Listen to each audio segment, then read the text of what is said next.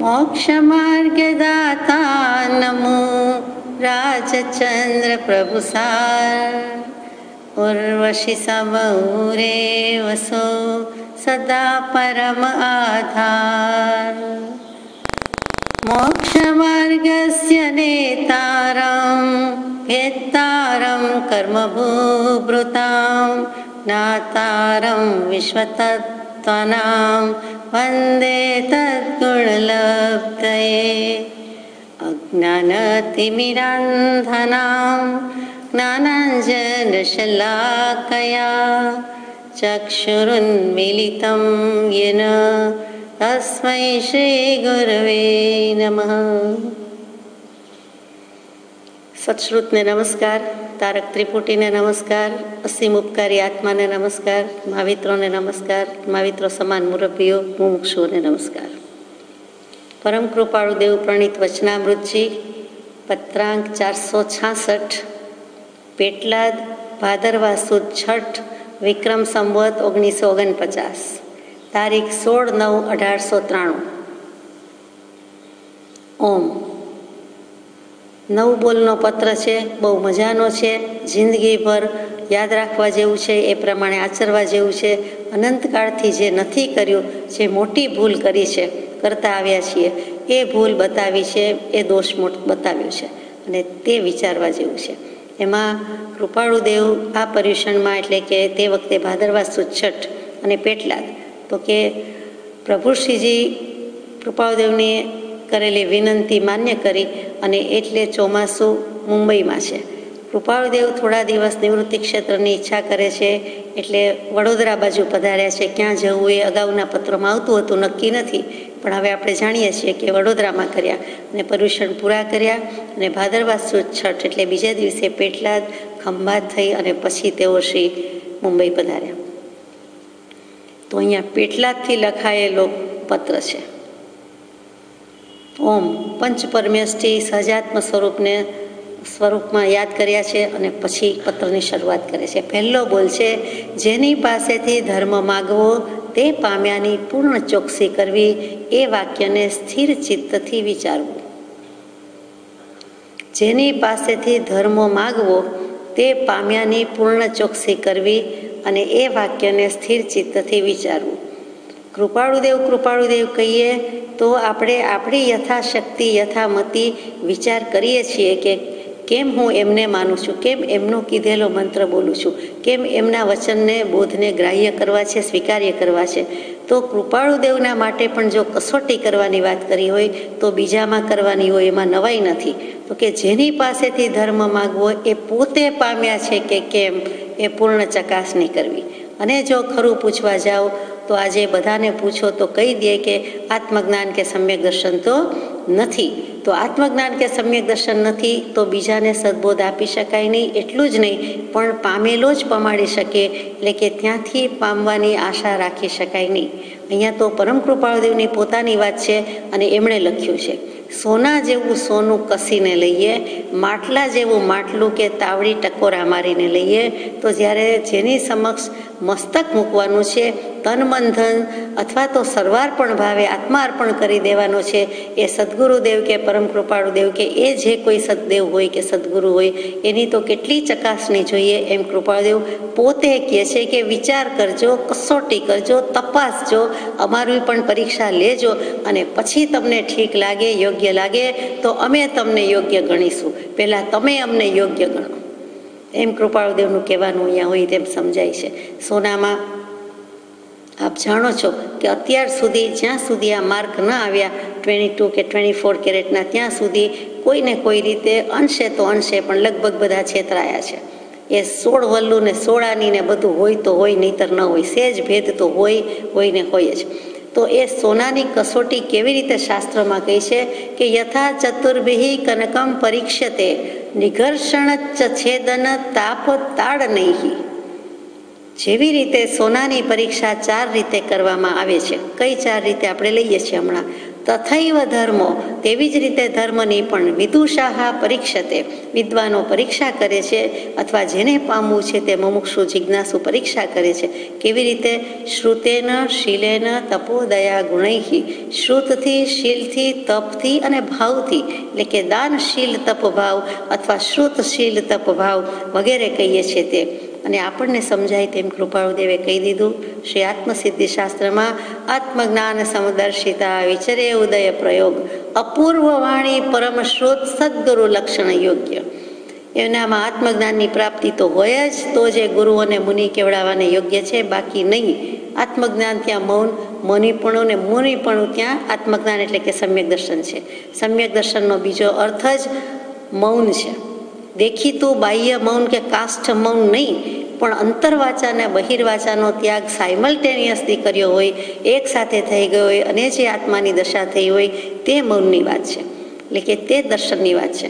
તો અહીંયા શ્રુતશીલ તપ અને ભાવની વાત કરતા હતા. તો આત્મજ્ઞાન હોવું જોઈએ, સમદર્શિતા એટલે કે સમભાવ હોય, વિતરાગ ભાવ હોય, સમદૃષ્ટિ હોય, ઉપશમ ભાવ હોય, કે બધા દ્વંદ્વ, ટાળ તાપ, તડકા, સુખ દુઃખ, હર્ષ શોક, જન્મ મરણથી માંડીને લાભ અલાભ હાનિ જે કાંઈ કયો તે બધા દ્વંદ્વ વચ્ચે એમને સમદર્શિતા હોય. અને સમદર્શિતા એટલે સમભાવ કે સમદૃષ્ટિ હોવા સાથે લાલને લાલ કહે, કાળાને કાળું કહે, ધોળાને ધોળું કહે. એ પછી ગમે તેમ ખરાબ લાગે એટલે આમ ન કહેવાય, અથવા આપણે શું સાચું તો આમ છે પણ આપણે મનમાં રાખો, આપણે બોલવું નહીં, આપણે એમને આપણું કામ કરીને ચાલ્યા જવું એમ નહીં.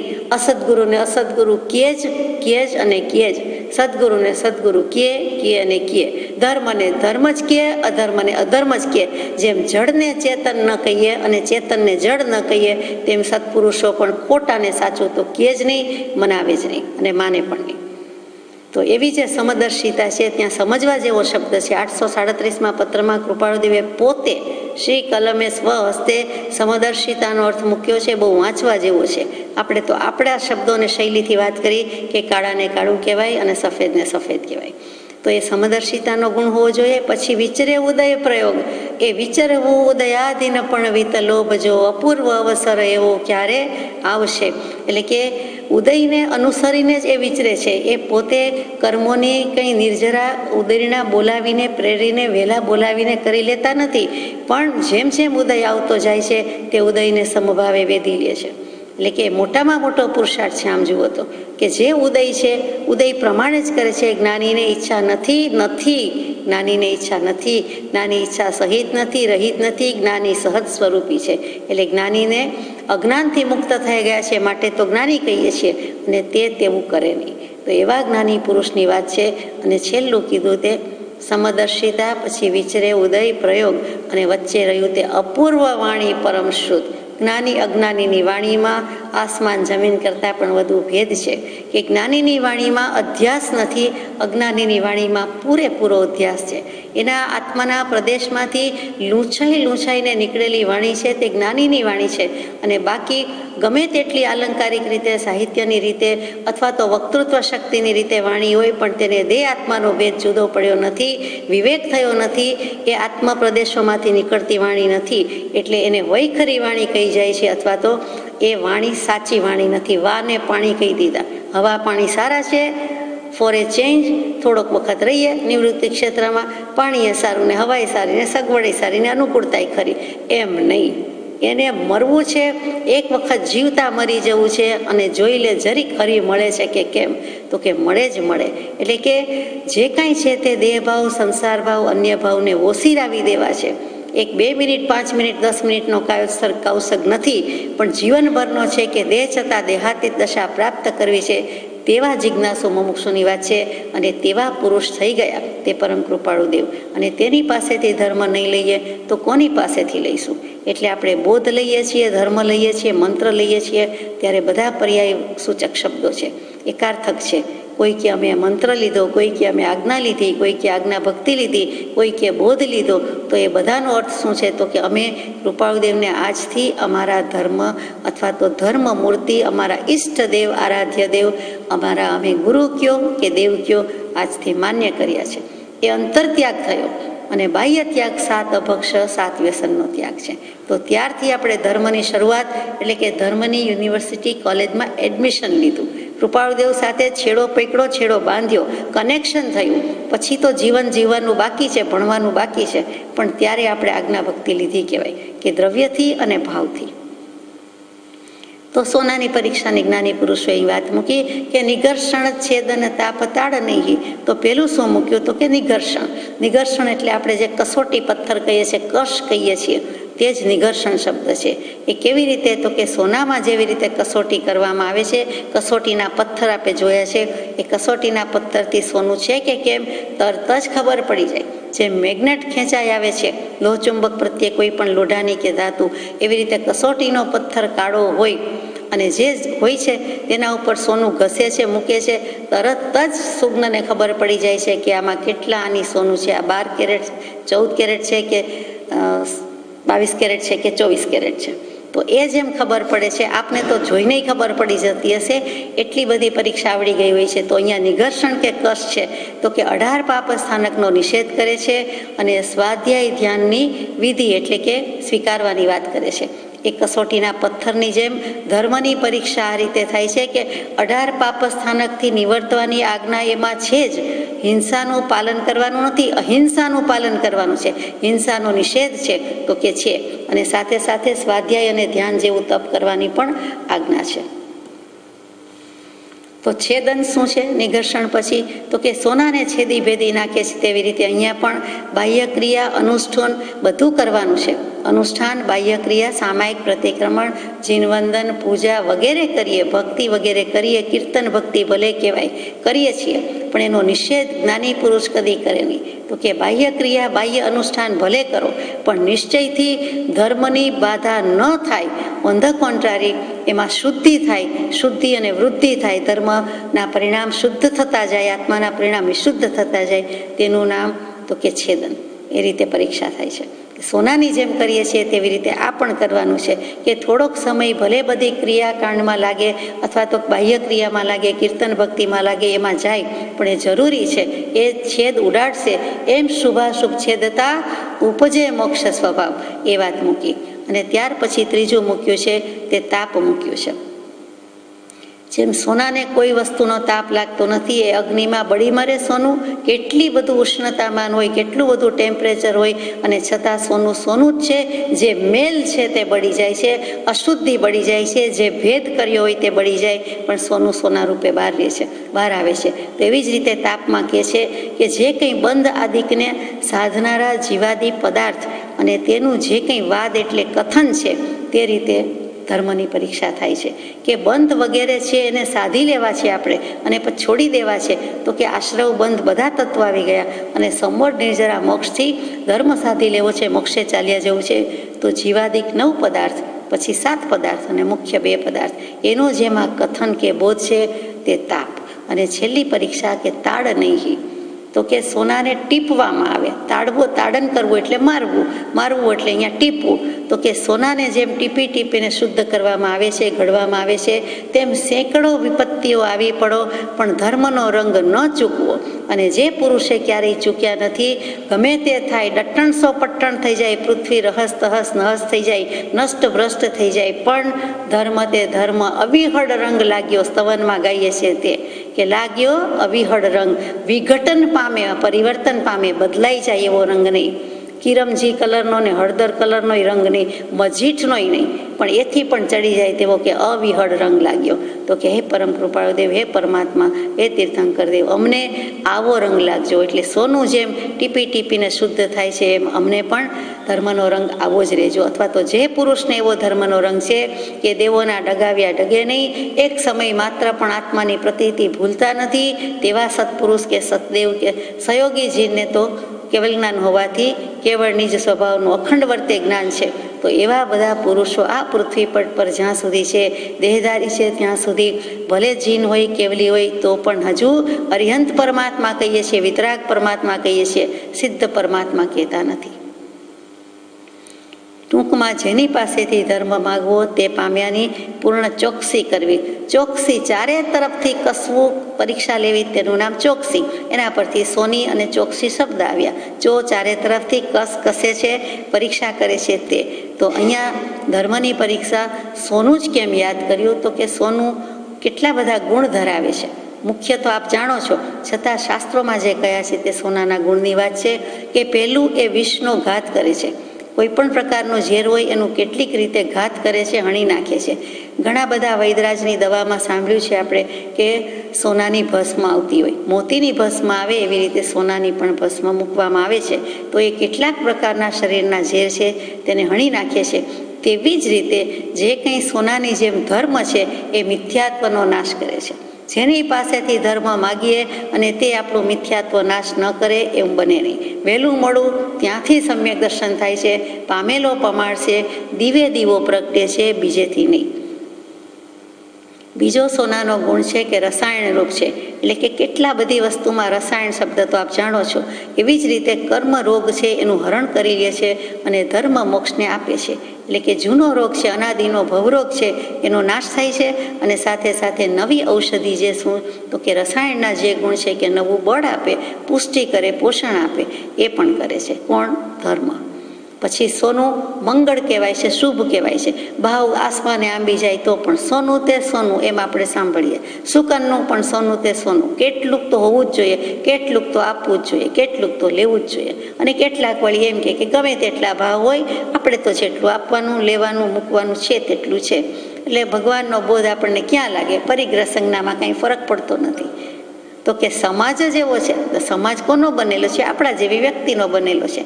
તો સોનું જે મંગળ છે તેમ અહીંયા ધર્મ પણ સર્વ પ્રકારની આપત્તિને વિપત્તિને દૂર કરી દે છે. અને હકીકતમાં સંપત્તિને આપત્તિની વ્યાખ્યા જ્ઞાની પુરુષો કરે છે કે આપત્તિ આપત્તિ નથી, સંપત્તિ સંપત્તિ નથી, વિપત્તિ વિપત્તિ નથી. પણ શું છે? તો કે બધાએ માની છે તે નથી, પણ આત્મા ભૂલી જવો એનાથી મોટી કોઈ વિપત્તિ નથી, અને આત્માને યાદ રાખવો એનાથી મોટી કોઈ સંપત્તિ નથી. કેવી સચોટ વ્યાખ્યા! કાંઈ વસ્તુ લેવા દેવાની માથાકૂટ નહીં, વસાવાની નહીં, ખરીદવાની નહીં, સાચવવાની નહીં, એના માટે ધન કમાવાની નહીં. સીધું મનથી મૂકી દેવાનું છે કે આપત્તિ વિપત્તિ જેવું કાંઈ નથી. જો આપણને આપણો આત્મા શુદ્ધ આત્મા યાદ રહ્યો, બીજાનો આત્મા યાદ રહ્યો, તો એના જેવા કોઈ સુખી સંપત્તિવાન શ્રીમંત નથી. અને જો ભૂલી ગયા તો એના જેવા કોઈ ગરીબડા દુઃખી દીનદાસ નથી. એટલે આત્મા યાદ રાખવાની વાત આવી. તો આપણે વાત કરતા હતા સોનાના ગુણની. તો મંગળ છે. અને પછી ચોથું છે કે વિનય. તો કે વિનયવાન થાય છે. સોનું જેટલું વાળવું એટલું વાળી શકે. શુદ્ધ સોનું હેમ, જેમ વાળ્યો વળે, જેમ હેમ આપણે કહીએ છીએ. તો એ જેમ જેટલો ઘાટ આપવો હોય, આકાર આપવો હોય, વળી શકે છે. એવી જ રીતે ધર્મથી જ વિનય એ ધર્મનું મૂળ છે, મોક્ષનું મૂળ છે, ધર્મનું દ્વાર છે. તો કે વંદન વિનય વડે એ સમૃદ્ધિ, શાતા અને સુખની પ્રાપ્તિ કરી શકે છે. પછી પાંચમો ગુણ છે પ્રદક્ષિણા વર્ત ફરે. એટલે આવર્ત આમ જે આપણે કરીએ છીએ ડાબેથી જમણી બાજુ, એટલે કે આરતી લઈએ છીએ, ઘડિયાળમાં જોઈએ છીએ, ક્લોકવાઇઝ કહીએ છીએ, તે બધા આવર્ત અથવા આવર્તન કહેવાય. એટલે કે ફ્રોમ લેફ્ટ ટુ રાઈટ. એટલે જે કરીએ છીએ તે પ્રદક્ષિણા આવર્ત કરે છે. તો કે આવશ્યક વગેરે ધર્મો છે, એટલે કે સામાયિક, પ્રતિક્રમણ ઇત્યાદિ 6 આવશ્યક, અને આમ તો ઘણા આવશ્યક છે. એ ધર્મ વિધિપૂર્વક કરે તો એને અનુકૂળ ગતિવાળો થાય છે. એટલે કે પોતે શુભ ભાવ કર્યા હોય તો એ પ્રમાણે દેવગતિ કે મનુષ્ય ગતિ મળવાના ચાન્સ કે તક વધી જાય છે. નિયમ પ્રમાણે તેને અનુકૂળ ગતિ મળે છે કે જ્યાંથી એ ધર્મ કરી શકે છે. એટલે ધર્મમાં આટલો ફેર છે. ને બાકી તો ભગવાને કહી દીધું મોક્ષમાળાના પાઠમાં કે ખરું અવશ્ય તો સ્વરૂપ શ્રેણીની સ્થિતિએ ચડવું તે છે. સ્વ સ્વરૂપમાં શ્રેણીમાં પહેલાં સ્થિતિ કરવી ને પછી શ્રેણી માંડીને ચડી જવું, નિસરણી માંડીને ચડી જવું અને મોક્ષે પહોંચી જવું, તે જ છે. એટલે અવશ્ય કયું છે 5 ઇન્દ્રિય અને 6ઠા મનને વશ થયા સિવાય જે કરવાનું છે તેનું નામ અવશ્ય. અને દરરોજ કરવા યોગ્ય, જરૂરી, એ બધું શબ્દો સીધો સાદો અર્થ છે કે આવશ્યક એટલે જરૂરી છે. પછી આવશ્યક અનુષ્ઠાન છે કે સામાયિક, પ્રતિક્રમણ, 24 સંતો વગેરે. તો એ બધા આવશ્યક કયા? તો કે મુખ્ય જરૂર શું છે કૃપાળુદેવ કે?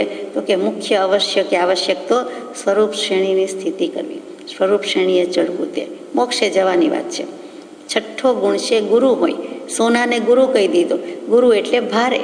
સોનું એવી હલકી ધાતુમાં આવતું નથી, એનું વજન વધારે કહેવાય છે, આપ જાણો છો. તો એવી જ રીતે ધર્મ છે એ સકલ પુરુષાર્થને સાધનારો હોવાથી મોટો ગુરુ છે. ગુરુ ધર્મ એ જ ગુરુ છે. સતદેવ, સદગુરુ ને સદધર્મ તત્વ. તો સદધર્મ તત્વ કોણ પ્રકાશી શકે? તો કે સદગુરુ પ્રકાશી શકે.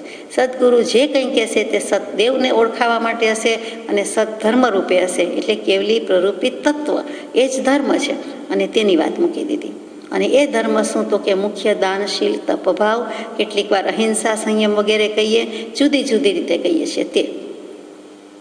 પછી 7મો ગુણ છે કે બળે નહીં. સોનાને આગ ઉપર ગમે તેટલું કરે તો એ બળી જતું નથી. આપ જાણો છો ઓછું થતું હશે, કેમ કે મેલનું વજન હોય, અશુદ્ધિ હોય, જે ભેદ કર્યો હોય અને ભેગ રાખ્યો હોય તે બળી જતું હશે. તો કે અહીંયા પણ આ અગ્નિ વગેરે છે તો કે કુમત, મિથ્યામત રૂપી અગ્નિ છે, એને ધર્મ છે તે બાળી નાખે છે. એટલે કે અગ્નિ ધર્મને બાળી શકતો નથી, ધર્મ મિથ્યાત્વને બાળી શકે છે. બરાબર છે, એમ જ છે ને. સોનું બળતું નથી એવી રીતે અહીંયા પણ જે કુમતી મિથ્યાત્વ છે એ આ બધા અગ્નિને કાંઈ કરી શકતું નથી. એટલે કે પોતે બળી જાય છે પણ આત્માને, આત્માના ભાવને, સમ્યક દર્શનને, ગુણને કાંઈ ઊની આંચ આવતી નથી. એટલે કે દાનશીલ, તપ ભાવ વગેરે ધર્મ કયો એને કંઈ બાળી શકતો નથી. અને સોનાનો છેલ્લો ગુણ, 8મો ગુણ, તે કે નિંદ્ય ન થાય. એટલે કે નિંદા ન થાય. એટલે કે સોનું પૂજ્ય વસ્તુ ગણાય છે, નિંદ્ય વસ્તુ ગણાતી નથી. કોઈના શરીર પર હોય તો પણ એમ થાય કે એકલ દોકલ છે અને એનો અગ્નિ સંસ્કાર કરવાનો વારો આવે તો પણ જીવને થાય છે કાંઈ વાંધો નહીં, એના શરીર ઉપર જે છે એમાંથી એનો અગ્નિ સંસ્કાર થઈ જશે. તો સોનાને પૂજ્ય થોડું કંઈ ગણ્યું છે સમાજે, વ્યવહારમાં, સંસારમાં, પણ નિંદા કરે કે નિંદ્ય ગણ્યું નથી. એમ અહીંયા ધર્મ પણ નિંદા કરવા જેવી વસ્તુ નથી. ધર્મથી કર્મ મળનો નાશ થાય છે, કર્મનો ક્ષય થઈ શકે છે, મોક્ષે જઈ શકાય છે.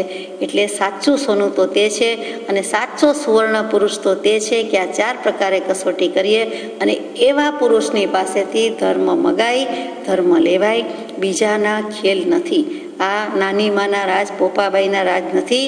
આ તો ખાંડાના ખેલ છે અને એમાં બેધારી તલવાર છે. એટલે તેમાં વિચારવા જેવું છે. ધર્મની સમજ આપનારે વિચારવા જેવું છે અને ધર્મ માગવા જનારે વિચારવા જેવું છે. અને આ વાક્યને સ્થિર ચિત્તથી વિચારવું, બિલકુલ સંકલ્પ વિકલ્પ રહિતપણે, નિર્દોષ ભાવે, 5 ઇન્દ્રિય, 6ઠા મનને વશ કરીને, અને જ્યારે અનુકૂળ હોય ત્યારે પણ સરખી રીતે મૂડમાં હોય ત્યારે પણ વિચારવું. એમના વાંચી ગયા એમ નહીં, સ્થિર ચિત્તથી વિચારવું. કેમ કે કૃપાળુદેવ ઘણીવાર લખે, બીજી સમજણ પછી કહીશ, જ્યારે ચિત્તે સ્થિર થઈશ. એ તો છે જ ને. બધું હલતું હોય તો આપણે એક અક્ષરે લખી શકતા નથી. એક એમ થાય કે અક્ષર પડતા નથી, લખતા નથી, જરા હલાવો નહીં અથવા તો સ્ટેડી રાખવા દો. કાંઈ પણ વસ્તુ સ્થિર હોય તો થાય. શેમાં કંઈ રેડવું મૂકવું હોય તો પણ ગ્લાસ સ્થિર હોય તો એમાં પાણી રેડી શકાય, કે કપ હોય તો એમાં મગમાં ચા રેડી શકાય. પણ સ્થિર હોય તો થાય. એમ હલબલતું હોય તો ન થાય, ખળભળતું હોય તો ન થાય. દૂધમાં મેળવણ નાખ્યા પછી પણ દૂધની સ્થિતિ સ્થિર હોવી જોઈએ. હલબલ કર્યા કરીએ, ખોલબંધ કર્યા કરીએ, જોયા કરીએ, હલાવ્યા કરીએ તો કાંઈ દૂધમાંથી દહીં જામે નહીં. તો એવી જ રીતે આ વાત જામે નહીં, વાત બેસે નહીં, વાત બનતી નહીં. એમ ચોખ્ખું કહી દીધું છે. તો આગળ જઈએ, બીજું વાત વિચારીએ. જેની પાસેથી ધર્મ માગવો તેવા પૂર્ણ જ્ઞાનીનું ઓળખાણ જીવને થયું હોય ત્યારે તેવા જ્ઞાનીઓનો સત્સંગ કરવો અને સત્સંગ થાય તે પૂર્ણ પુણ્યોદય સમજવો. તે સત્સંગમાં તેવા પરમ જ્ઞાનીએ ઉપદેશેલો શિક્ષાબોધ ગ્રહણ કરવો, જેથી કદાગ્રહ, મતમતાંતર, વિશ્વાસઘાત અને અસત વચન એ આદિનો તિરસ્કાર થાય. અર્થાત તેને ગ્રહણ કરવા નહીં. મતનો આગ્રહ મૂકી દેવો. આત્માનો ધર્મ આત્મામાં છે. આત્મત્વ પ્રાપ્ત પુરુષનો બોધેલો ધર્મ આત્મતા માર્ગરૂપ હોય છે. બાકીના માર્ગના મતમાં પડવું નહીં. એક એક વચન વાંચતા વિચાર થયું છે કે જેની પાસેથી ધર્મ માગવો તેવા પૂર્ણ જ્ઞાનીનું ઓળખાણ. પૂર્ણ જ્ઞાની કૃપાળદેવે શબ્દ મૂક્યો. નામના જ્ઞાની નહીં, કહેવાતા જ્ઞાની નહીં, મનાતા જ્ઞાની નહીં, દેખાતા જ્ઞાની નહીં, પૂર્ણ જ્ઞાની. એનું જો ઓળખાણ જીવને પડ્યું તો તેવા જ્ઞાનીનો સત્સંગ કરવો. અને સત્સંગ થાય તે પૂર્ણ પુણ્યોદય સમજવો કે મહાપુણ્ય કે બહુ પુણ્ય કેરા પુંજથી માનવદેહ મળ્યો અને એથી પણ પુણ્યના ઢગલા કે જેથી આપણે એવા સત્સંગ સમીપ કે સન્મુખ જઈ શકીએ. તો એ પૂર્ણ પુણ્યોદય, પૂર્ણ જ્ઞાની, એની સામે વ્યક્તિનો પણ પૂર્ણ પુણ્યોદય છે. તે સત્સંગમાં તેવા પરમ જ્ઞાનીએ ઉપદેશેલો શિક્ષાબોધ. પરમ જ્ઞાની છે એ શિક્ષાબોધ ઉપદેશે છે તો ઉપદેશે છે તો એ ગ્રહણ કરવો. અને ગ્રહણ કરીને શું થાય છે એનું ફળ? તો કે કદાગ્રહ જતા રહે છે. હવે કદાગ્રહ શું? તો આપે તો જે અર્થ કર્યો હોય માન્યો હોય તે ખરો. કૃપાળુદેવને કદાગ્રમાં શું કહેવું છે તો કે ઉપદેશ છાયા ઉપરમાં મૂકેલું છે કે ઇન્દ્રિય નિગ્રહનું ન હોવાપણું, ઇન્દ્રિયોના સંયમનું પાલન નહીં, એટલે કે ઇન્દ્રિયો વશમાં નહીં. જીભ એટલી જ સળવળાટ અનુભવતી હોય, બોલવામાંય સંયમ નહીં અને જીભના ડબલ રોલ છે, જમવામાંય સંયમ નહીં, અથવા તો ઇન્દ્રિય ત્યાં લઈ જાય છે, દગો દઈ દે છે. તો કે ઇન્દ્રિય નિગ્રહનું ન હોવાપણું, જે સંયમ કંટ્રોલ કે નિયમન હોવો જોઈએ તે નથી. બીજું, કુળ ધર્મનો આગ્રહ, જે કુળમાં જન્મી ગયા એટલે અમે તો સ્થાનકવાસી, અમે તો દેરાવાસી, અમે તો દિગંબર, અમે તો ચુસ્ત, અમે તો શિવપંથી, અમે તો કબીરપંથી, અમે તો આવા, અમે તો તેવા, અમે આ જ માનીએ. એ જે કુળ ધર્મની એટલી દૃઢતા થઈ ગઈ હોય છે, ઊંડા મૂળિયા જતા રહ્યા હોય છે, આ ભવના હોય કે ગમે તેમ થોડાક વર્ષમાં, થોડાક વખતમાં નાનું બાળક હોય તો એને પણ મનાઈ જાય છે કે અમે આવા, અમે આવા. એટલું જ નહીં, એનો આગ્રહ રહે છે, એટલે કે ફ્લેક્સિબિલિટી કે એડજસ્ટેબિલિટી જેવું આવતું જ નથી કે બીજામાં શું સારું છે કે જ્ઞાની પુરુષ શું સાચું કહે છે એ માનવાનો, સ્વીકારવાનો જલ્દીથી સ્વીકાર થતો નથી. આગ્રહ છે એટલે છૂટતો નથી, જે ખોટો આગ્રહ છે એ છૂટતો નથી. માન શ્લાઘાની કામના, આપણને જે માન આપણા ઓળખીતામાં મળે છે, આપણા સમાજમાં મળે છે અથવા આપણા પંથમાં જે મળે છે એ બીજે જઈએ તો મળે નહીં. નવેસરથી ઝાડ ઉગાડવું પડે, નવેસરથી બી રોપવું પડે અને એની બદલે આપણું જે છે પહેલેથી કરતા આવ્યા છીએ અને એમાં આપણને કીર્તિ કામના વગેરે મળે છે તો એ ભલે હો જાય, એ ભલે રહ્યું. આપણે સંઘપતિ કહેવાય, હવે આપણે બીજું સાચું છે, સારું છે એ થોડો સ્વીકાર કરાય, કેમ કે અહીંયા આપણે સંઘપતિ છીએ અથવા તો મોટી પદવી છે, તો એ જે મોટી પદવીધારી છે અથવા તો આપણે આ વાંચીએ છીએ તો હવે બીજું થોડું વંચાય. આપણી ઇમ્પ્રેશન કે આપણી ઇમેજ કે છાપ તો આવી છે એમ, અને પછી જે માન શ્લાઘા મળી છે, કીર્તિ પ્રસરી ગઈ છે, એ વખાણ થઈ ગયા છે, તો એ જીવ છોડી શકતો નથી. એટલે સાચું બીજું હોવા છતાં, માયલો બંડ પોકારીને કહેતો હોવા છતાં, જેમ લોકસંજ્ઞા આડી આવે, કુટુંબ સ્વજનના સંબંધ આડા આવે, બંધન આડા આવે, પ્રતિબંધ આડા આવે, એવી રીતે આ તો પોતાની વાત છે તો પણ પોતે કીર્તિની કામના મૂકી શકતો નથી. આમ પણ જ્ઞાની પુરુષોએ કહ્યું છે કે 3 કમાં કંચન અને કામિની છોડવા સહેલા છે, પણ કીર્તિની લીપ્સા છે એ નાકના મેલ જેવી છે કે કફ જેવી છે, એ જરાય ઉખડતી નથી. એને કાઢી મૂકવા જેવી હોવા છતાં એ ખાસ રાખીને બેસે છે. અને આપણે સમાજમાં જોઈએ છીએ કે કીર્તિના વાંછુને લોભીને લોભને થોભ નથી, એમ કીર્તિ માટે ધર્મ કરે એને ધર્મ કયો જતો નથી. અને ચોથું છે, આ બધું કદાગ્રાના પ્રકાર છે. અને અમધ્યસ્થપણું, એટલે કે કોઈ પણ ભાવમાં, વ્યક્તિમાં, કોઈ વાતમાં તટસ્થપણું નહીં, અમધ્યસ્થપણું. જે મધ્યસ્થપણું હોવું જોઈએ, વિશાળતા હોવી જોઈએ, નિર્દોષતા હોવી જોઈએ, ખાસ તો તટસ્થતા હોવી જોઈએ, એની બદલે આગ્રહને પકડી રાખે છે, એ અમધ્યસ્થપણું છે. એટલે આ 4 વસ્તુ કૃપાળુદેવે મૂકી છે, એટલે કદાગ્રહ આપણને અંશે સમજાય છે. ખોટો આગ્રહ, હઠાગ્રહ એવા આપણે અર્થ કરીએ, પણ આ 4માં જીવ ખડી રહ્યો છે, કોઈક ને કોઈક રીતે અટકી જાય છે. તો આવા કદાગ્રહ જતા રહે છે જો સાચો પુરુષ મળે, તેનો સત્સંગ મળે. મતાંતર જે હોય, નાની મોટી વાતમાં હોય અને ધર્મની વાતમાં હોય, તે પણ જતા રહે છે. વિશ્વાસઘાત કરવાનું કોઈ દિવસ આપણને સૂઝે નહીં, નાની વાત હોય કે મોટી વાત હોય, નાની વસ્તુ હોય કે મોટી વસ્તુ હોય. મોટે ભાગે વિશ્વાસઘાતનો જ જમાનો.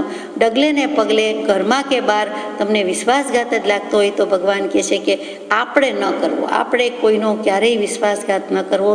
શાસ્ત્રોમાં, જૈન દર્શનમાં એટલે કે જીનાગમમાં અને ઇતર આગમમાં પણ વિશ્વાસઘાતને મહાપાપ કીધું છે. 5 મહાપાતકમાં વિશ્વાસઘાત આવે છે. પ્રોપર્ટીમાં આવે, સોના ચાંદીમાં આવે, સાચવવા મૂક્યું હોય ને ઓળવી જાય, થાપણ ઓળવી જાય, લેખ ફેરવી નાખે અને ખોટા સાચા કરે, કરાવે. અને ખબર નહીં, જેની સાથે થાળીમાં બેસીને જમ્યા હોય અથવા તો ભાઈ કરીને રમ્યા હોય કે રાખ્યું હોય, અને છતાં એ જ પછી ભાગ પડાવે, તેનું નામ જાણે ભાઈ, અને ઝઘડા થાય. ત્યારે આપણને થાય કે આ ક્યાં સમય મૂકી દે છે જોવાનું છે. આપણી જો ઠેકાણું ન હોય, આપણી સ્થિરતા ન હોય તો કડીકાળ, દુષ્મકાળ, વિષમકાળ તો આપણને ક્યાંય લઈ જાય એમ છે, આખો કડીમય બનાવી દે તેવું છે. તો વિશ્વાસઘાત કરવા જેવો નથી. અસત વચન, એ બધા વચનો, આ બધા બોલનો તિરસ્કાર કરવો એટલે કે ગ્રહણ કરવાની. મને ન ખપે, મારે વિશ્વાસઘાત ન કરાય, મારે કદાગ્રમાં ન રહેવાય, મારે મતાંતરમાં ન પડાય. અને અસત વચન એટલે કે આત્મા સિવાયના વચન અથવા તો ખોટા વચન, મિથ્યા વચન, જે 12 મહાવ્રતમાં કે 5 મહાવ્રતમાં કે 12 વ્રતમાં જે કહીએ છીએ બીજું વ્રત તે, તો કે એ મૃષાવાદ વીરમણ વ્રત, તો કેવી રીતે અસત વચન છોડી દેવું જોઈએ. આત્મત્વ પ્રાપ્ત પુરુષનો બોધેલો ધર્મ આત્મતા માર્ગરૂપ હોય છે, બાકીના મતમાં પડવું નહીં. વચ્ચે એક સુંદર વચન છે કે આત્માનો ધર્મ આત્મામાં છે. એક ડોશીમાં એની સોય ખોવાઈ ગઈ અને મશીન પર બેઠા હતા, સિલાઈ કામ કરતા હતા અને સોય ખોવાઈ ગઈ. બહાર નીકળીને બધાને બૂમ પાડી, સોય ખોવાઈ ગઈ, સોય ખોવાઈ ગઈ. બધા આવીને શોધવા લાગ્યા. તો રસ્તા પર શોધે, બધા શોધે. પછી કોઈ આપણા જેવાએ પૂછ્યું કે ક્યાં ખોવાઈ ગઈ? તો કે મને ખબર હોય તો ખોવાઈ ગઈ કહેવાય. એ વાત એ સાચી છે, આપણે કહીને ક્યાં ખોવાઈ ગઈ, પણ શબ્દ જ ખોટો છે કે સવાલ જ ખોટો છે. તો કે ખોવાઈ ગઈ હોય તો ખબર હોય, એટલે ખોવાઈ ગઈ કોને કહેવાય? તો કે પછી બધાએ પૂછ્યું કે ક્યાંય મળ્યું નહીં, રસ્તા, શેરી, ગલી કેટલું બધું જોઈ વળ્યા. પછી આપણા જેવા બીજા કોઈ હશે, એણે કહ્યું કે તો છેલ્લે ક્યાં હતા, કે શું કરતા હતા? તો કે અહીંયા રૂમમાં, ખંડમાં, ઘરમાં મશીન પર બેઠી હતી, મશીન પર સિલાઈ કામ ચાલતું હતું, ત્યારે ખોવાઈ ગઈ છે. એટલે ખબર પડી કે આટલામાં જ હોય ને, પછી એટલામાં જ ફંફોસ્યું તો તરત મળી ગઈ. તો ભગવાન એ જ વસ્તુ આપણને કહે છે કે આત્માનું સુખ આત્મામાં હોય, બહાર શું કામ શોધો છો? બહાર શું કામ અનંતકાળ કાઢી નાખો, મળ્યું નથી, હજી માન્ય કરતા નથી કે સુખ બહાર છે જ નહીં, તે બહાર શોધવાથી નહીં મળે. 108મો પત્રની શરૂઆત કેવી મજાની કરી કે હે જીવ, ભૂલમાં હું તને સત્ય કહું છું. આપણે કહીને સાચું કહું છું, ખરું કહું છું, હું ઠીક કહું છું, એવી જ અદાથી કૃપાળુદેવ કહે છે કે હું ઠીક કહું છું. એટલે આપણે આપણી અદાથી કૃપાળુદેવ નહીં, પણ કૃપાળુદેવે એવું શીખવાડ્યું એટલે આપણે એવું બોલીએ છીએ. તો કૃપાળુદેવે કહી દીધું કે અંતરાત્મા છે એ જ સુખી છે, એમાં જ સુખ છે. એ જીવ ભૂલમાં તને સુખ કહું છું, ક્યાં કહું છું, સાચું કહું છું, સુખ અંતરમાં છે. અને અંતરના સુખમાં સ્થિતિ થવા માટે બાહ્ય પદાર્થો સંબંધીનું આશ્ચર્ય ભૂલ. તને બાહ્ય અનિત્ય પદાર્થમાં જે મોહ બુદ્ધિ રહી ગઈ છે એ આશ્ચર્ય ભૂલ. તો તારું સુખ તો તારી પાસે જ છે. સત એક પ્રદેશ પણ અસમીપ નથી, પોતાના માયલો પોતાની પાસે જ રહેલું છે. પોતાનો સ્વભાવ, પોતાનું સ્વરૂપ ક્યાંય બહારગામ ગયા નથી, પણ એમાં રહેવું નથી, એમાં ઠરવું નથી. અને આંખ જેમ ખોલી નાખીએ એટલે બહાર જ જોવાનું કામ કરે, એ અંદર થોડું જોવે. એવી રીતે તરત જ દેખત ભૂલી છે, જુએ છે ને ભૂલે છે, દેખે છે ને ભૂલે છે, દેખે છે ને દાજે છે, અને એ જ મિથ્યાત્વ છે. અને પાછું વધારે વધારે બેવડાતું જાય છે, અગર તો ગુણાકાર થતો જાય છે. સરવાળો અને ગુણાકાર ચાલુ છે. તો કૃપાળુદેવ કે આત્માનો ધર્મ આત્મામાં છે, તે બહાર શોધવાથી નહીં મળે. અને કેવી રીતે મળે?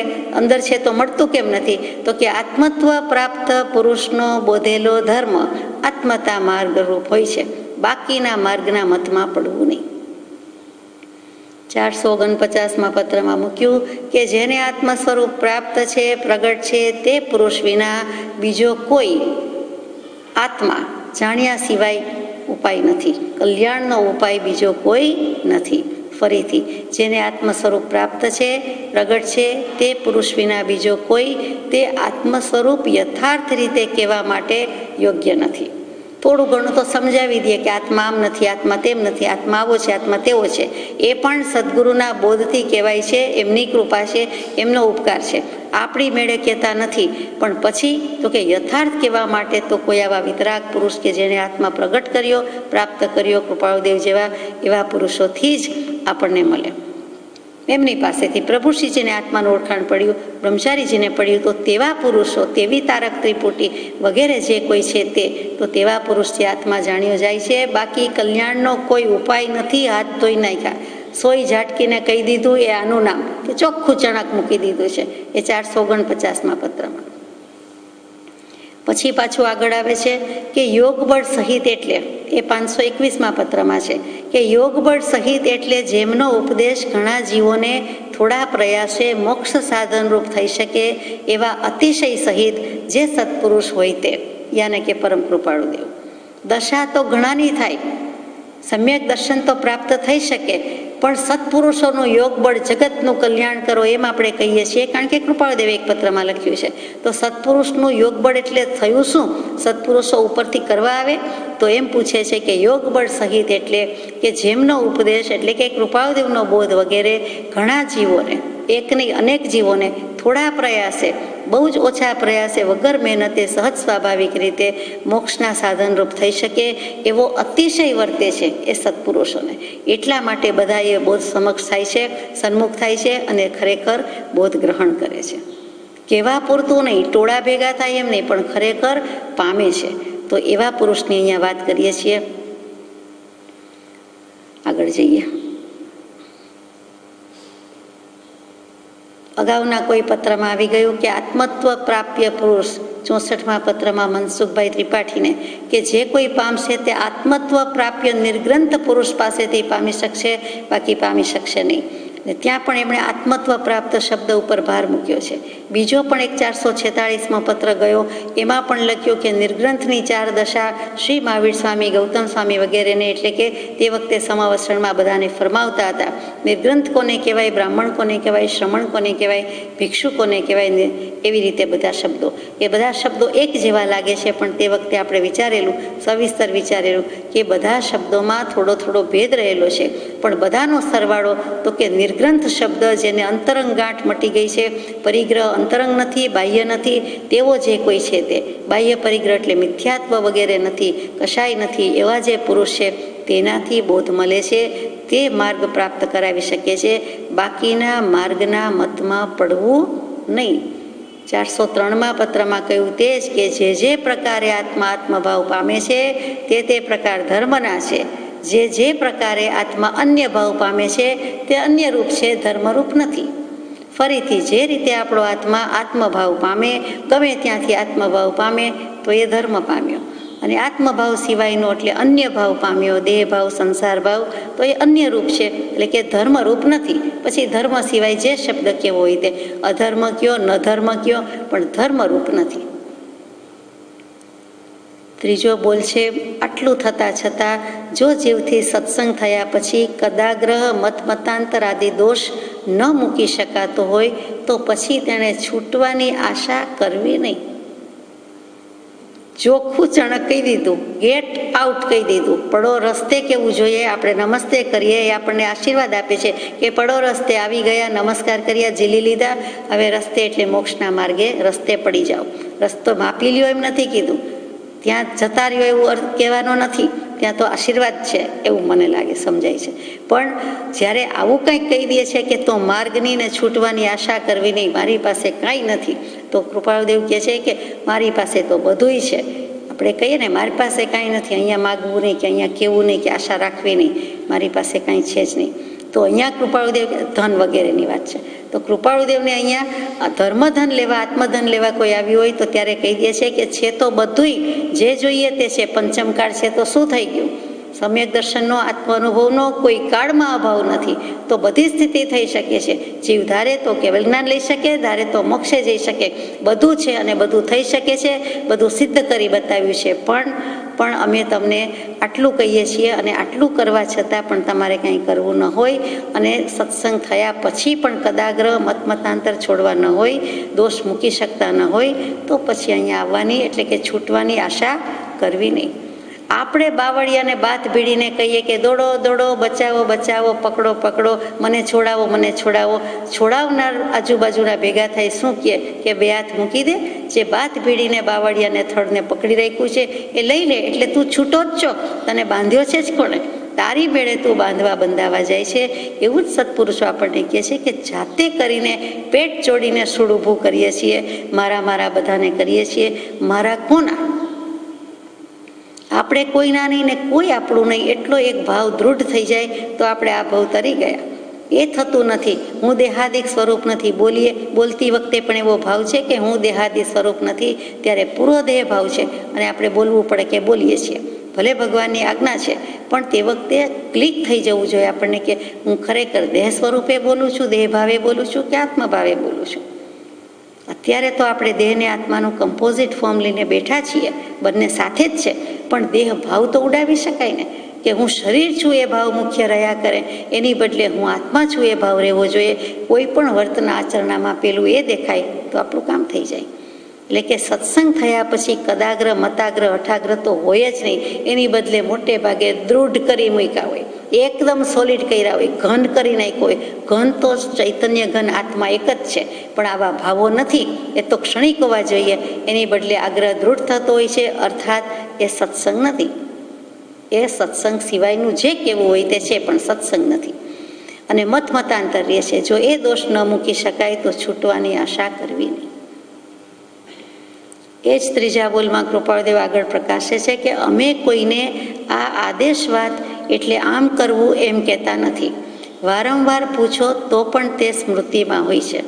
ભગવાન જેવો ભગવાન કૃપાળુદેવ યાદ રાખે છે કે મારે કોઈને આજ્ઞા આપવી કે આદેશ હુકમ કે આમ કરજો, આ પાઠ વાંચી લેજો, મોક્ષમાળા મોઢે કરજો, બધા સ્તવન તો આવડવા જ જોઈએ, બધા પદ મોઢે કરી નાખો, શપથનો પત્ર મોઢે કરી નાખો, એમ કહ્યું નથી. એ વખતે કહ્યું નથી, આદેશપૂર્વક કહ્યું નથી. કેમ કે હજુ વ્યવહારમાં બેઠા છે, ઉદય વર્તે છે, તો અમને આ કેવું ઘટારત નથી. કહેવા જેવું હોય તો પ્રભુ શ્રીજી મુનિ દશા છે, તો એ તમને કેટલાક ત્યાગ, નિયમ, વ્રત, પચખાણ આપશે, પણ હું આપીશ નહીં અથવા હું કહીશ નહીં. એમ આદેશવાદ કરો એમ પણ નહીં, વિચાર કરો એટલું આવશે, કે વિચાર કરવા યોગ્ય છે એટલું આવશે. પણ તમે આટલું છોડો ને, તમે આટલું મૂકો ને, આટલું લેસન ને, આટલું હોમવર્ક ને, એમ એમણે ડિરેક્ટ તો કોઈને ઓર્ડર કર્યા જ નથી, આદેશ આપ્યા જ નથી, ઘણા વખત સુધી આપ્યા નથી. એ બહુ વિચારનીય વાત છે. વારંવાર પૂછો તો પણ તે સ્મૃતિમાં છે કે અમને યાદ જ હોય છે કે અમને આ ઘટતું નથી. આવો સમર્થ પ્રભાવક કેવડી કોટીનો પરમાત્મા આવી દશા હોવા છતાં આવું કહે તો બીજાએ કેટલું વિચારવાનું છે. અમારા સંઘમાં આવેલા કોઈ જીવોને હજુ સુધી એમ જણાવ્યું નથી કે આમ વર્તો કે આમ કરો, કરવા યોગ્ય છે, આપણે આમ કરવા યોગ્ય છે. કાં જીવે કેમ આવી ભૂલ કરી છે, જીવે શું સમજવા યોગ્ય છે. મહાવીર સ્વામીએ આટલું વિચાર્યું. સદબોધના વધતા બળે એકાગ્રતા અતિ આદરી, કે કેવલ જ્ઞાન લેવા માટે એમણે કેવો પુરુષાર્થ કર્યો કે દીક્ષા પછી 12 વર્ષ અને 6.5 માસ એટલો અપ્રતિમ અખંડ પુરુષાર્થ કર્યો અને કેવલ જ્ઞાન પ્રગટાવ્યું. મૌનપણે રહ્યા, અપ્રતિબદ્ધપણે રહ્યા, પછી પ્રગટાવ્યું ને પછી દીધી દેશના, પહેલાં નથી બોલ્યા. તો એવી રીતે મહાવીર સ્વામીને યાદ કરીને કૃપાળુદેવ કહે છે કે તે પુરુષ આમ કહેતા હતા, તે પુરુષે આમ બોધ આપ્યો, અમે આમ કહીએ છીએ એવું એમને ઠીક લાગતું નથી. કેટલો વિનય છે, કેટલી નમ્રતા છે આ મોટા પુરુષો, આ સત્પુરુષો. માત્ર શિક્ષા બોધ તરીકે જણાવ્યું છે કે શિખામણની રીતે અથવા આમ કરીએ તો આમ થાય ને તે કરીએ તો તે થાય, આનું પરિણામ આમ આવે, આનું પરિણામ આમ ન આવે, એવી બધી રીતે મોઘમ વાત કરી હોય, મભમ કહ્યું હોય, પણ સીધું સ્પષ્ટ ઉઠો, બેસો, કરો, જાવ એવી આજ્ઞા તો એમની ભાષામાં છે જ નહીં. ઘણા કાળ સુધી એવું નથી. તેથી અમે એમ જાણીએ છીએ કે હજુ તેવો ઉદય નથી. અમારો ઉદય કેવો છે? ચોથા બોલમાં કહે છે કે અમારો ઉદય એવો છે કે એવી ઉપદેશ વાત કરતા વાણી પાછી ખેંચાઈ જાય છે. સાધારણ પ્રશ્ન પૂછે તો એમાં વાણી પ્રકાશ કરે છે. સામાન્ય ઇન જનરલ એમ જે હોય કે દર્શન ઉપયોગ કેમ, જ્ઞાન ઉપયોગ કેમ, નિર્વિકલ્પ દશા કેમ, તો એ બધું કહેવાનું થાય છે. છેલ્લે પોતાની દશા એવી છે તો પણ જો ન જણાવે તો અસદ ભાષણનો દોષ આવે કે છુપાવાનો દોષ આવે. એટલે લખી દે કે લિખિતંગ સમાધિ, લિખિતંગ બોધ સ્વરૂપ, લિખિતંગ સહજાત્મ સ્વરૂપ, પણ બાકી કોઈ કહેવાની વાત નથી આવતી કે તમે આવી રીતે કરશો તો નિર્વિકલ્પ સમાધિ આમ થશે, એમ બોલતા કહેતા નથી. એટલે ઉપદેશ વાત કરતાં અમારો ઉદય એવો હોવાથી લોકો અમને વેપારી, ઝવેરી, વ્યવહાર પરિવાર વચ્ચે બેઠેલા મુંબઈમાં વસતા સંસારી ગણે છે. માટે અમારે ઉપદેશ વાત કરતાં વાણી પાછી ખેંચાઈ જાય છે. સાધારણ પ્રશ્ન પૂછે તો તેમાં વાણી પ્રકાશ કરે છે, અને ઉપદેશ વાતમાં તો વાણી પાછી બીજી વાર લખ્યું છે, ખેંચાઈ જ જાય છે. તેથી અમે એમ જાણીએ છીએ કે હજુ તેવો ઉદય નથી. એટલે કે અમારે સિદ્ધાંત બોધ કે ઉપદેશ બોધ આપી દેવા જેવો ઉદય અત્યારે કહેવાય નહીં, અને ઉદેરી આણવાનું પણ અત્યારે બને એવું નથી. આપણા જેવા ઘણા એમ લખે કહેતા કે તો તમે કર્મોને બોલાવીને જલ્દી ઉદેરી આણો ને, લાકડું ફાડી નાખીએ, ફર્નિચર બનાવવું છે, લાકડું લાવો, લાકડું ફાડી નાખો, એક ઘાને બે કટકા, અને પછી તો વાપરી શકાય ને, તો પછી કેટલું બધું સારું થાય, કલ્યાણ થાય, આપનું થાય, અમારા બધાનું થાય. તો કે ના, એમ કરી શકવાનું અમને કોઈ પ્રયોજન નથી. એ જ વસ્તુને 521માં પત્રમાં આગળ કહે છે કે બીજા વ્યવહારના યોગમાં મુખ્યપણે તે માર્ગ ઘણું કરીને સત્પુરુષો પ્રકાશતા નથી. એટલે કે બીજા વ્યવહારના યોગમાં આત્માની વાત કરવાનો યોગ હોય, સાધુપણું હોય, સર્વસંગ પરિત્યાગી હોય, કેવલી પ્રભુ હોય, તીર્થંકર દેવ હોય, એ બધા તો આપે, પણ વ્યવહારના બેઠેલા ઉદયમાં એટલે યોગમાં સત્પુરુષો માર્ગ પ્રકાશતા નથી. તે તેમનું કરુણા સ્વભાવપણું છે કે આમાં કરુણા જ રહેલી છે કે જીવો અમારા સન્મુખ થવાના બદલે અમારી અવળી વાત કરશે, નિંદા કરશે, વિમુખ થશે, માટે તે કરવા જેવું નથી. જુઓ આ કેટલી કરુણા છે કે પોતે જે છે તે સમજીને સમાઈ રહ્યા છે, ગોપવીને બેઠા છે, પણ આપી દેતા નથી. ઘણું કરીને તો અન્ય ઉદયના વ્યવહારમાં અપ્રસિદ્ધ રહે છે. આવા વ્યવહારના ઉદયમાં અપ્રગટ કે અપ્રસિદ્ધ જ રહે છે. એટલે તો અનામના પ્રણામ આવ્યા છે શરૂઆતના પત્રોમાં, કે અમારે પ્રસિદ્ધિ જોઈતી નથી, અમારા આત્માનું સ્વરૂપ સાબિત થઈ ગયું છે, સિદ્ધ પ્રસિદ્ધ થઈ ચૂક્યું છે, પણ અમારે લોકોમાં જાહેરમાં આવવું નથી, અપ્રસિદ્ધ રહે છે અને સામાન્ય મનુષ્યની પેઠે વિચરે છે. સામાન્ય મનુષ્ય રહેતા હોય, વાત કરતા હોય, હસતા હોય, બોલતા હોય, ખાતા હોય, પીતા હોય, તેમજ સત્પુરુષો વિચરે છે. એમ કે સત્પુરુષોને અંતર્મુખતા આવી ગઈ છે, અંતર ભેદાઈ ગયું છે, દશા ફરી ગઈ છે. પણ તેથી કરીને એ કંઈ શિંગડા પૂંછડા ઉગાડીને કે કપાળમાં કે વસ્ત્ર ઉપર લખીને ફરતા નથી કે અમે સત્પુરુષ છીએ, અમે જ્ઞાની છીએ. એમ જો હોત તો આપણને માર્ગ સરળ હોત. જો આપણને જ્ઞાની પુરુષનું ઓળખાણ પડી જાત, સાચા ખોટાની પરીક્ષા કરવાની રહેત નહીં અને આપણને ધર્મ પ્રાપ્ત થઈ ગયો હોત. પણ એમ નથી. ઉપદેશ યથાવત અવસર પ્રાપ્ત થાય ત્યાં પણ પ્રત્યક્ષ આશ્રય માર્ગનો ઘણો કરીને ઉપદેશ કરતા નથી. પ્રત્યક્ષ આશ્રય માર્ગને અવતરણ ચિહ્નમાં મૂક્યું છે કે જ્યાં કંઈક ઉપદેશાત્મક વાત થાય છે, નાના ગ્રુપમાં પણ થાય છે, 2 જણ વચ્ચે થાય છે, 1 જણ વચ્ચે થાય છે, ત્યારે પણ અમે પ્રત્યક્ષ આશ્રય માર્ગ એવો શબ્દ વાપરતા નથી. કવચિત આશ્રય માર્ગ એવા સામાન્ય શબ્દથી ઘણા ઉપકારનો હેતુ હોય દેખીને કંઈક કહીએ છીએ. આશ્રય કરવા યોગ્ય છે, નિશ્ચય કરવા યોગ્ય છે. આશ્રય માર્ગ, ભક્તિનો માર્ગ એ કરી લેવા જેવો છે, એ સર્વોત્કૃષ્ટ છે એમ કહીએ છીએ. પણ પ્રત્યક્ષ આશ્રય માર્ગ અમે હજુ લેખતા બોલતા દેખાતા નથી. શું કામ? તો કે પ્રત્યક્ષ આશ્રય માર્ગ એટલે પોતે જ પોતાના ગળામાં હાર પહેરાવાનો થાય, સામે ચડીને કહેવાનું થાય, લોકો સમજી જાય કે અચ્છા કૃપાળુદેવ કહે છે આશ્રય માર્ગ, પોતે જ પ્રગટ પુરુષોત્તમ પ્રગટ પરમાત્માને કહે છે કે અમે જ્ઞાની છીએ, અમારા શરણે આવી જાઓ. તો એમ કરવા જેવું નથી. પ્રત્યક્ષ આશ્રય માર્ગ શબ્દ પણ યોજતા નથી, કારણ કે તો જીવો સાંભળનારા એમને જ ગળામાં વરમાળા પહેરાવી દે કે તમે જ અમારા ગુરુ ને તમે જ અમારા સત્પુરુષ ને તમારાથી વિશેષ ક્યાંય બીજે જવા જેવું નથી. તો એમ અમે કહેતા નથી. આ કેવો પુરુષ છે, કેટલું છુપાવ્યું છે, કેટલું નિર્દોષતાથી રહ્યા છે ને છતાં છુપાવ્યું નથી. આ રીતે પ્રગટ પાને મૂકી દીધું છે. સુજ્ઞ હોય તે સમજી જાય. 5મો બોલ છે, પૂર્વે થઈ ગયેલા અનંત જ્ઞાનીઓ જોકે મહાજ્ઞાની થઈ ગયા છે, પણ તેથી કંઈ જીવનો દોષ જાય નહીં. એટલે કે અત્યારે જીવમાં માન હોય તે પૂર્વે થઈ ગયેલા જ્ઞાની કેવા આવે નહીં, પરંતુ હાલ જે પ્રત્યક્ષ જ્ઞાની બિરાજમાન હોય તે જ દોષને જણાવી કાઢી શકે. જેમ દૂરના ક્ષીર સમુદ્રથી અત્રેના તૃષાતુરની તૃષા છીપે નહીં, પણ એક મીઠા પાણીનો કળશો અત્રે હોય તો તેથી તૃષા છીપે. આપણને મહાવીર સ્વામીના ગુણગ્રામ કરીએ, જન્મ કલ્યાણક, નિર્વાણ કલ્યાણક, જયંતી, વાંચન બધું કરીએ તો પણ મહાવીર સ્વામી સિદ્ધાલયમાંથી, એમના મહેલમાંથી આત્માના આનંદ સુખને છોડીને આપણને કાંઈ કહેવા આવે નહીં.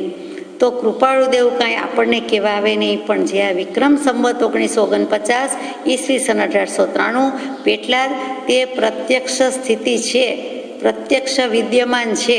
આ સૌભાગભાઈ જુઠાભાઈ તો જતા રહ્યા ઓળખાણ લઈને કરીને, પણ જે કંઈ છે પ્રભુશ્રીજી, સૌભાગભાઈ, અંબાલાલભાઈ એ બધા વિદ્યમાન છે. એ બધા માટે પોતે વિદ્યમાન પુરુષ છે, સત્પુરુષની પ્રત્યક્ષતા છે. તો કહે છે કે તમે મહાવીર સ્વામીને ભજો, અનંતા તીર્થંકર દેવને ભજો, હું પણ ભજું છું, એ પણ મારા સદગુરુ હતા, તો ભજવા યોગ્ય છે. પણ એ તમારો દોષ કહેવા આવશે નહીં, કાંકરો કાઢીને હાથમાં આપશે નહીં, ઘઉંની બધી વાત કરશે, ઘઉં મોકલાવીએ દેશે, પણ પછી ઘઉં વીણવામાં કાંકરો ક્યાં આવ્યો અને આને કાંકરો કહેવાય ને આને ઘઉં કહેવાય એ કહેશે નહીં. અથવા તો ઘઉં છે તો પણ કાંકરો ક્યાં આવે, કઈ થાળીમાં વીણશો તો આવશે, ક્યારે આવશે, કઈ ગુણીમાંથી, કયા કોથળામાંથી નીકળશે એ કહેવા આવતા નથી. એ તો પ્રત્યક્ષ જ્ઞાની હોય તે જ કહી શકે અને તે જાણી શકે અને કહી શકે. પછી કે ન કે જુદી વાત છે, સામાજીવની યોગ્યતા ઉપર છે, પણ એ જાણી શકે અને કહી શકે. એટલે કે દૂર દૂર સુધી, જેમ નંદીશ્વર દ્વીપ સૌથી છેલ્લે છે, સ્વયંભૂ રમણ સમુદ્ર છે, એમ એની પહેલાં ક્ષીર સમુદ્ર આવે છે. અને ક્ષીર એટલે ખીર એટલે દૂધનું બને તે. તો ક્ષીર સમુદ્રનું પાણી દૂધ કરતાંય ઘણું મીઠું છે. ત્યાં સાકર શેરડી નથી કીધી. કોઈ કેટલુંક પાણી સાકર જેવું મીઠું કહેવાય, કેટલુંક શેરડીના રસ જેવું મીઠું કહેવાય, કેટલુંક દૂધ જેવું મીઠું કહેવાય. તો જે ક્ષીર સમુદ્ર કહેતા બધા ખીર ભાણુંને ક્ષીર સમુદ્રને કરે, 7 ઉપવાસ, 11 ઉપવાસ, એનું પારણું વગેરે, તો એ ક્ષીર સમુદ્રની વાત છે. તો કે એ ગમે તેટલો દૂર રહ્યો હોય, પણ અહીંયા આપણે તરસે મરી જતા હોય, રેલવે પ્લેટફોર્મ પર ઊભા હોય, કોઈક વખત તો જિંદગીમાં જોયું હશે કે બસ સ્ટેન્ડ પર ઊભા હોય અને ત્યાં જે ઠંડા પાણીની માટલી લઈને કોઈ આવે તો એ પીવડાવનારી છોકરી, બેન, ભાઈ જે હોય તેનો અત્યંત ઉપકાર છે. તે વખતે આપણને મરું થતું હોય, તૃષા એટલી બધી લાગી હોય, તરસ એટલી છીપે જ નહીં એવું હોય. જોકે મોટાભાગના વોટર બેગ, જગ વગેરે રાખે, પણ સમજવાની વાત છે કે માનો કે કાંઈ નથી, માનો કે ફૂટી ગયું, ચોરાઈ ગયું, ઢોળાઈ ગયું કે ભૂલી ગયા, તો એ વખતે એ જે પીવડાવે છે પાણી, એની આપણને ઘણી મહત્તા છે. જિંદગીભર યાદ રહે કે એણે પાણી પીવડાવ્યું તો જાણે જીવાયું, નહીંતર તો તે દિવસે તો ખરું થઈ ગયું હતું, બોડી સાવ ડિહાઇડ્રેટ થઈ ગયું હતું, પાણી વિના તરસ્યા મરી જાત. એમ જે થાય છે એમ આપણને બાજુમાં રહેલા કે સામે રહેલા કે સાથે રહેલા કે વિદ્યમાન કોઈ જ્ઞાની પુરુષ એ જે પાણી પીવડાવશે તો એ એક ગ્લાસ હશે, એક ટીપું હશે, એક પ્યાલો હશે કે એક કડસો લોટો હશે, તો એ જેટલું ઉપયોગી છે તેટલું દૂર રહેલો ક્ષીર સમુદ્ર શું કામનો છે, ઘરે રહેલું શું કામનું છે, પુસ્તકમાં રહેલું જ્ઞાન શું કામનું છે.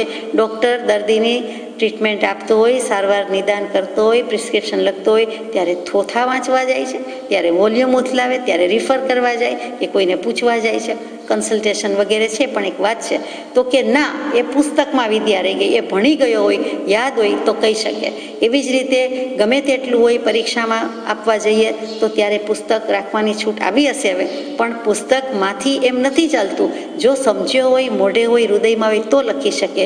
તો અહીંયા એવા જ્ઞાની જે તરસ છીપાવી શકે છે, એ ઉપરથી મોટા જ્ઞાની મહાપુરુષો, સિદ્ધ પુરુષો આપણા માટે આવતા નથી, તકલીફ લેતા નથી. અહીંયા સદગુરુ તત્વનો મહિમા બતાવ્યો છે. 3 તત્વ છે, સતદેવ તત્વ, સદગુરુ તત્વ, સદ્ધર્મ તત્વ. તો અહીંયા સદગુરુ તત્વનો મહિમા ચોખ્ખમ ચોખ્ખો બતાવી દીધો છે કે એક દેવ તત્વ, એક ધર્મ તત્વ. ભૂલ થઈ છે તે સદગુરુ તત્વની જ થાય છે. અને પ્રજ્ઞાબોધમાં પણ બ્રહ્મચારી જે મૂકેલું છે કે 3 તત્વમાં, સદગુરુ તત્વમાં જ મૂળ ભૂલ કરી ખરી, અને તેથી આ પરિભ્રમણ ઊભું છે.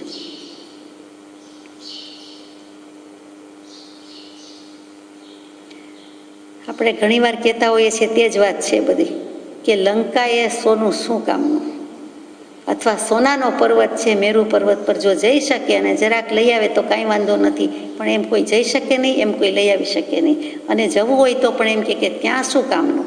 વસ્તુ ભૂલી જઈએ ત્યારે પણ એમ થાય કે ઘરે તો ઘણું બધું પડ્યું છે પણ અહીંયા સાથે નથી. મુસાફરીમાં કોઈ વસ્તુ ભૂલી જાય તો કે ઘરમાં તો ઘણાય કપડાં, ઘણી વસ્તુ, પણ ભૂલાઈ ગયું એનું શું. 5 જોડી ચશ્મા છે પણ લાવતા ભૂલી ગયા. ઘરે હોય તો રૂમ સુધી હોય તો સભા મંડપમાં લાવતા ભૂલી જઈએ વગેરે વગેરે. તો એ ચાલતું નથી. પણ પ્રત્યક્ષપણાનું, વિદ્યમાનપણાનું મહત્વ છે કહી દીધું છે 416મા પત્રમાં કે જ્ઞાની પુરુષનો સંગ જીવને અનંતકાળમાં ઘણીવાર થઈ ગયો છે, તથાપિ આ પુરુષ જ્ઞાની છે, માટે હવે તેનો આશ્રય ગ્રહણ કરવો એ જ કર્તવ્ય છે એમ જીવને આવ્યું નથી, અને તે જ કારણ જીવને પરિભ્રમણનું થયું છે એમ અમને તો દૃઢ કરીને ભાસે છે. કૃપાળુદેવનું શબ્દ વાંચ્યું કે 416મા પત્રમાં કે જ્ઞાની પુરુષનો સંગ તો પૂર્વકાળ, પૂર્વ ભવો આજ સુધીમાં અનંતવાર થઈ ગયો, અનેક વાર થઈ ગયો છે. ભૂત ભવોની વાત થઈ ગઈ, પણ એ જ્યારે સંગ થયો ત્યારે, જો અત્યારે પણ નથી થતું તો ત્યારે ક્યાંથી થાય કે તે વખતે શું ભૂલ કરી કે આ જ જ્ઞાની છે, આના જ આશ્રયમાં રહેવા જેવું છે, આના જ શરણમાં પડવા જેવું છે અને મારું કલ્યાણ છે જ એવો ભાવ ત્યારે પણ આવ્યો નહીં, અને જીવને પરિભ્રમણ પ્રત્યક્ષ રહ્યું, ઊભું રહ્યું. એટલે કે આપણે રજળપાટ તો એમનેમ રહી. તો એવું અમને દૃઢ કરીને ભાસે છે. કૃપાળુદેવને એકદમ એવું લાગે છે એટલે લખી દીધું છે કે આમ જ વસ્તુ છે, બહારનો દૂરનો કોઈ કહેવા આવશે નહીં. આપણે કહીએ ને કે ઘરનાને વાત કહેશે, દોષ કહેશે, બહારનો થોડો કહેવા આવશે, બહારના તો સારું કહેશે, પણ ઘરના જ દોષ કાઢી શકે ને, એવી જ વાત આત્માના ઘરની છે. એ પામેલો હશે, વિદ્યમાન સત્પુરુષ હશે, એ આપણો દોષ કઢાવી શકશે. બીજાના ભાર નથી, બીજાના ગજા જ નથી.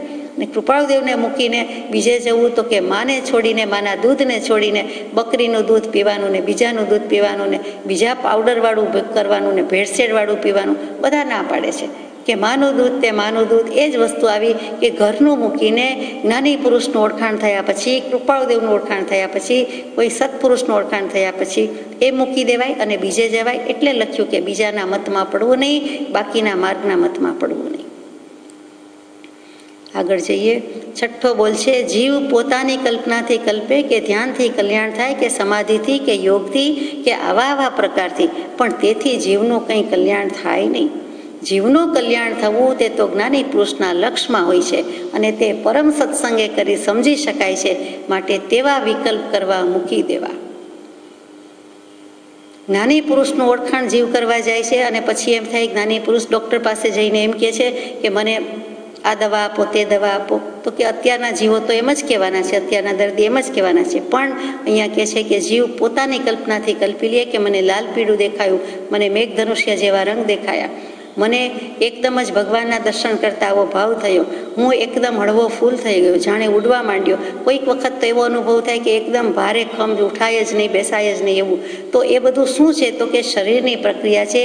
આપણા શરીરમાં તેજસ શરીર જે કહેવાય છે એની